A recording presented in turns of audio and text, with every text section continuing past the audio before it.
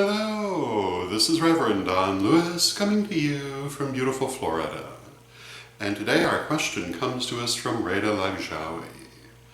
And Reda's question continues our theme of reincarnation that we've been discussing this week.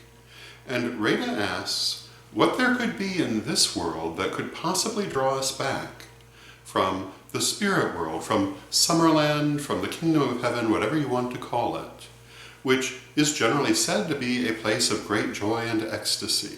And I have a couple of different answers to this question, and the first I think is the most fundamental.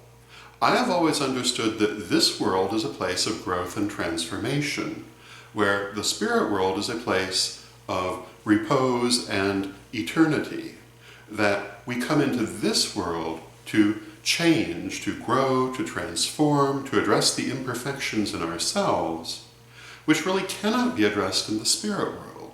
There are lots of things to do in the spirit world, there's all kinds of work to be done, but that isn't one of the things that can be done there.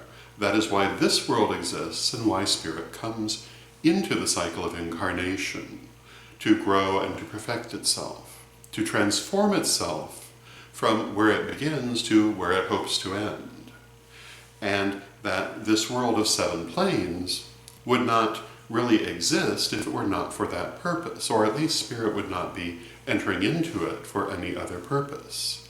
And if we look at the creation story from the Vangelo delle Streghe, this world was created when Goddess and God split between themselves, Goddess representing the spiritual, the intuitive, the emotional, and God representing the physical and the active force.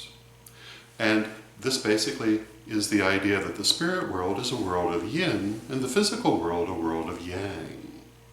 And the reason for spirit being drawn back into incarnation is that it wants to continue to grow and transform, and the two worlds must work together for this to be a possibility. That is my understanding, at least. However, there's another thing to be said to this that's equally important, and that has to do with the nature of attachment. You'll notice that I frequently refer to attachment when discussing incarnation and karma, and it's important to understand that attachment is not desire.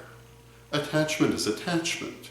Attachment is when you have formed a relationship to something, and that something will pull you back here, whether you consciously desire it or not, until you can release the attachment. And I referred to it the other day as being rather like an itch that one has to scratch whether one really wants to or not. And I think that's how attachments work for the soul. Even if the soul doesn't necessarily want to deal with the attachment, as long as it's attached, the soul eventually must do something with it. And that something can only be done here. And that will draw the soul back until those attachments are all released. And the attachments are formed any time the soul encounters a lesson that it needs to integrate into itself. And as long as those attachments are there, as long as that need for growth and transformation is there, we will be drawn back. And I don't think it's exactly that the soul is likely to say, well, I miss physical life, I want to go back, although I think that happens too.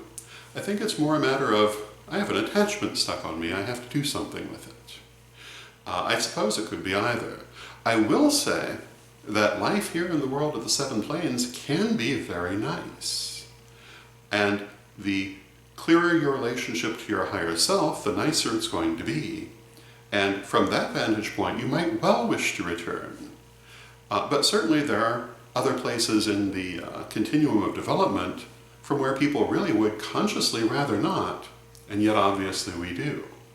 And these are my answers for why that is. I hope you find them helpful.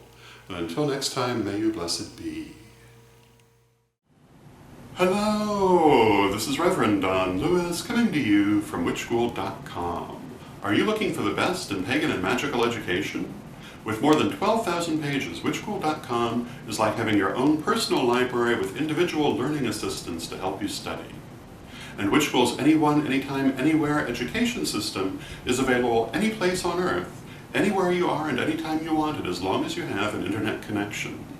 Witch School's lifetime memberships are a great value. They really do last a lifetime. They've been there for years and they'll be there for years to come. So get your membership today at witchschool.com.